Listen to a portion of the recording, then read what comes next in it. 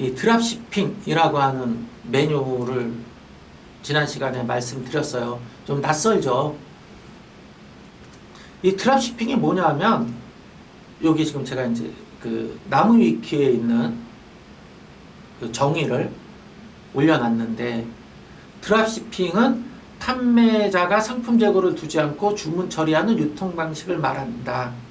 판매자는 상품 재고를 전혀 관리하지 않고 업체를 통해 상품을 판매한다. 일반 유통과의 차이, 상품 공급사에 대해 이렇게 얘기했죠. 이 얘기가 뭐예요? 바로 위탁도매라고 하는 것을 의미합니다. 제가 이 드랍시핑을 이용한 게 한 11년, 지금 12년 정도 됐는데, 배송대행 도매라고 이야기를 했어요. B2B 배송대행 도매라고 하는 용어를 사용했었는데, 제가 그걸 팔다가 우리 조카가 미국에서 유학 중인데 왔어요. 그래서 삼촌 무슨 일을 해? 그래서 소주 한잔 먹다 이런 일을 해. 그랬더니 그거 드랍시핑 아니야? 그러는 거예요. 그래서 드랍시핑이 뭐야? 그랬더니 이 사전적 이야기를 이야기하는 거예요. 그래서 맞아. 그랬더니 삼촌 이거 뭐 이베이나 뭐 아마존에 파는 사람들이 다 이런 방식을 사용해. 거의 한 60% 될 거야. 그렇게 얘기를 하더라고요. 그래서 시장 조사를 해보니까 진짜 이 드랍시핑이라고 하는 게 굉장히 고전적이고 일반적인 판매 방식이었던 거예요. 근데 여러분들이 이 드랍시핑 위탁도매라고 하는 걸 안 게 한 4, 5년 전일 거예요. 일반적으로 확산되기 시작한 게. 그 이전에는 특별히 알리지도 않고 아름아름 요런 시스템들을 이용해 왔던 거죠. 근데 요번에 우리가 셀러큐에는 드랍시핑이라고 하는 위탁도매 아니면 뭐 이런 단어들을 뺀 이유가, 이 셀러큐 안에 지금은 아직 탑재가 안 돼 있지만 해외 뭐 라자다라든지 뭐 이런 해외 마켓에 판매할 수 있는 기능도 들어 있고요. 그 다음에 뭐 티몰이라든지 알리익스프레스라든지 이런 데에 있는 상품을 또 가져올 수 있는 기능도 들어 있어요. 즉 해외 판매, 그다음 구매 대행을 다 할 수 있는 기능이 들어 있기 때문에 그것들을 포괄해서 상품을 운영한다 라고 하는 생각에서 드랍시핑이라고 하는 그런 단어를 사용하게 됐습니다. 프로세스는 이런 형태죠. 다시 한번 집어드리면 셀러큐가 있고요. 여러분들이 판매사 자리에 있죠.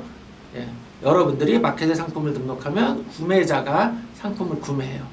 그럼 여러분들은 마켓에서 구매 확인하고 셀러큐에 상품 주문을 넣죠. 그럼 공급사는 그 주문 내용을 확인하고 구매자한테 바로 상품을 발송합니다. 이 발송했다고 하는 송장 정보를 셀러큐에 입력하면 여러분들은 그 송장 정보를 확인해서 마켓에 전송하는 이런 방식이죠. 그런데 이 지금의 셀러큐는 어때요? 여러분들이 굳이 송장 확인을 안 해도 되죠.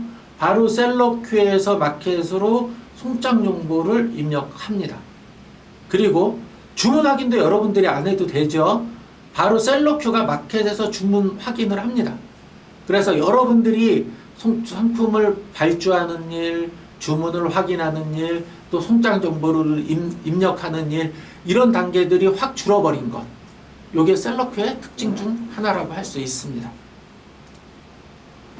자, 이번 시간은 드랍시핑에서 상품을 고르는 방법에 대해서 설명을 드릴 건데요. 드랍시핑 메뉴에는 현재 약 70만 종 가까운 상품이 들어있어요. 저희 펀앤쇼핑에서 운영하는 100여만 가지 상품 중에서 상대적으로 판매하는데 큰 문제가 없는 상품, 아니면 특별한 인허가가 필요 없는 상품들만 현재는 셀러큐에 공급하고 있습니다. 선정하는 방법은 상품별로 하나하나 고르는 방법이 있고요. 공급사별로 상품을 고르는 방법이 있어요. 상품별로 고르는 방법을 상품 픽한다라고 얘기하죠. 상품 픽이라고 이야기하고요. 공급사 단위로 고르는 거를 스토어 픽이라고 이야기합니다. 먼저 상품 픽에 대해서 설명을 드릴게요. 드랍시핑 메뉴에 상품 픽 신청이라고 하는 메뉴를 클릭합니다. 그러면 지금 보는 화면과 같이 상품 픽 신청이라고 되어 있고요. 상단에 카테고리를 고르는 영역이 있고 하단에 검색 결과 화면이 있습니다. 여기서 내가 판매하고 싶은 상품을 선택하고 선택 상품 픽 신청을 클릭하면 이 상품이 내가 판매하고자 하는 상품으로 선택된 거예요. 근데 카테고리별로 고르는 게 사실상 너무 광범위하죠. 그래서 우리는 여기 상품 상세 검색 펼치기 이 버튼을 누르면 아주 상세한 검색 조건이 나옵니다. 자, 요게 상품 검색 조건이에요. 카테고리별로 고를 수 있는 거는 뭐 당연하고요. 요 검색어 자리에 공급사 스토어명이라고 하는 건 우리 펀앤쇼핑에 보면 공급사 아이디들이 쭉 나와 있잖아요. 요 아이디를 입력하면 해당하는 공급사의 상품만 쭉 나오게 돼요. 그럼 이 상품들 중에 내가 팔 상품을 고르면 되겠죠. 아니면 상품명, 키워드, 뭐 제조사, 원산지 등등의 검색어를 통해서 상품을 고를 수 있습니다. 그리고 상품 코드로 고르는 방법도 있어요. 여기 펀앤 상품 코드를 선택한 다음에 우리 펀앤에 있는 상품 코드를 집어넣고 검색하면 쭉 나오겠죠. 이 경우는 어떤 경우에 주로 사용하냐면 우리 펀앤쇼핑의 베스트 상품을 판매한다든지 팔렸던 상품에 상품 코드만 집어넣어서 선택한다든지 뭐 이럴 경우에 사용합니다. 현재는 입력하되 400개까지만 검색 가능하도록 되어 있는데 점차 입력할 수 있는 상품 코드 숫자는 늘려나갈 예정입니다. 다음에 보이는 건 19금 상품인데 19세 미만에게 팔아서는 안 되는 상품, 팔아도 상관없는 상품을 구분하는 메뉴입니다. 그리고 브랜드인데 우리는 사실 브랜드 사용하지 않죠. 기간인데 기간은 두 가지가 있어요. 등록일과 수정일이 있는데 이거는 공급사가 펀앤쇼핑에 등록한 등록일은 아니고요. 셀러큐가 펀앤쇼핑에서 상품을 최초로 가져와서 등록한 등록일. 그러니까 날짜의 차이가 있을 수 있어요. 예, 그리고 수정일은 펀앤쇼핑에서 수정한 상품의 수정일이 아니라 셀러큐가 인지한 수정일이에요. 이것도 몇 시간에서 하루 이틀 차이가 있을 수 있습니다. 이렇게 두 가지 조건으로 검색할 수 있고요. 상품 가격 구간으로도 조회할 수 있죠. 이 상품 가격은 여러분들이 구매하는 구매가, 여러분들이 소비자한테 판매하는 판매가가 아니고요.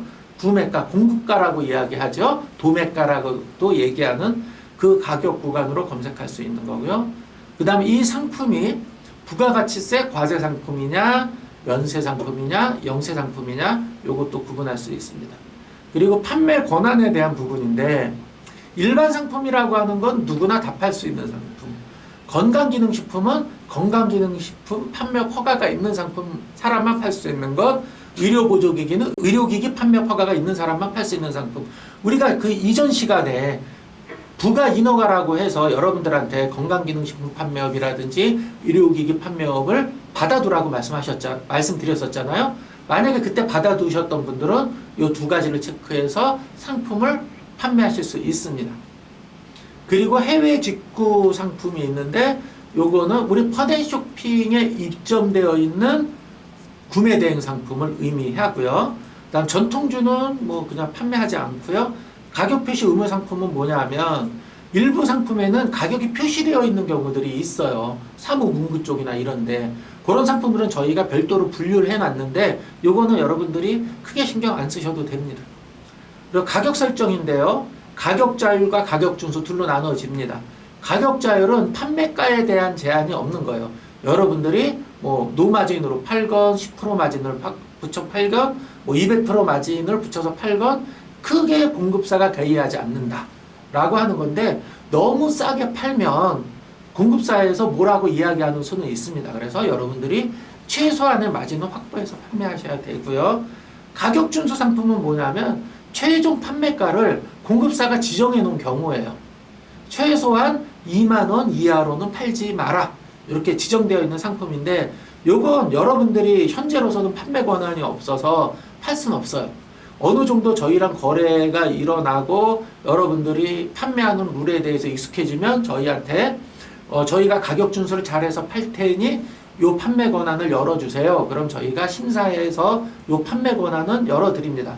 그러나 현재는 요 가격 준수 상품은 저희가 여러분들한테 판매할 수 있도록 허용하고 있진 않아요. 그리고 공급사 구분인데요. 저희 공급사는 크게 네 가지로 구분된다 그랬잖아요. 최우수, 우수, 일반, 주의. 요 공급사별로 등급별로 구분할 수 있는 기능이고요. 그 다음에 배송비 결제 수단별로 선불 상품이냐 착불 상품이냐 아니면 유료 상품이냐 무료 상품이냐 배송비가 2,500원이냐 3,000원이냐 이런 걸 고를 수 있고요. 맨 마지막에 반품 여부 있어요. 요거는 반품 가능하냐 반품 불가능하냐 이렇게 상품을 고를 수 있습니다. 다양한 조건을 가지고서 검색을 하고 그 상품을 픽합니다.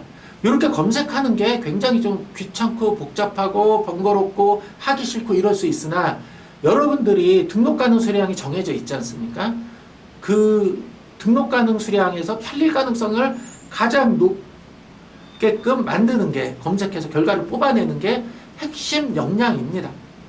가령 상품 가격 10만원 이상 하나 팔리면 많이 남겠지만 일반적으로 오픈마켓에서 잘 팔리는 상품의 금액대가 정해져 있다는 건 아실 거예요.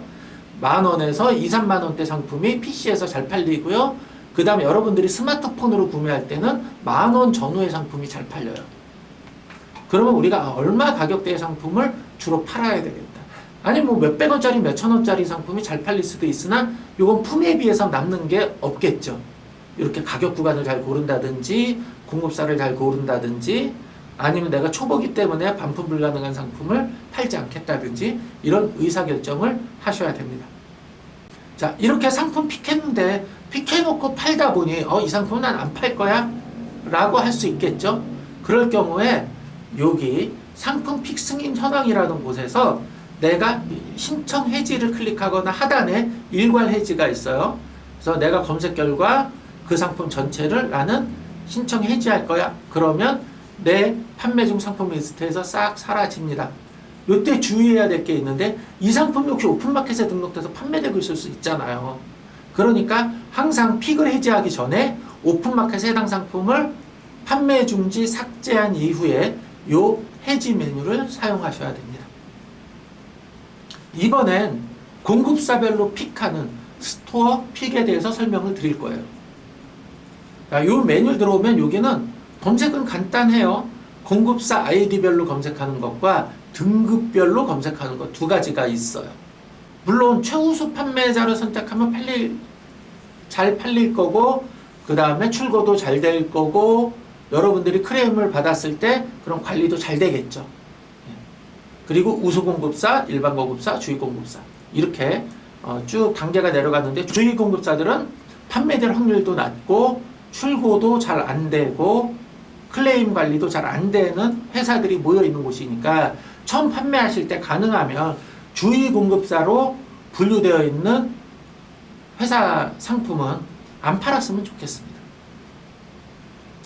자, 이렇게 리스트가 나오면 여기 더보기라고 하는 게 있어요. 이걸 클릭하게 되면 지금 보는 것처럼 이 회사가 판매하고 있는 상품 리스트를 볼 수 있습니다.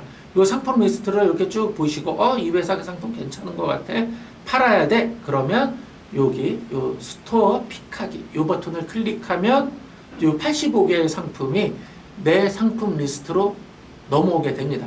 시간이 몇 초에서 몇 분, 상품 수가 몇 천 개가 되면 한 5분에서 10분 정도 걸릴 수도 있습니다. 좀 기다리면 내 상품 리스트로 이 상품들이 전부 다 넘어오게 됩니다.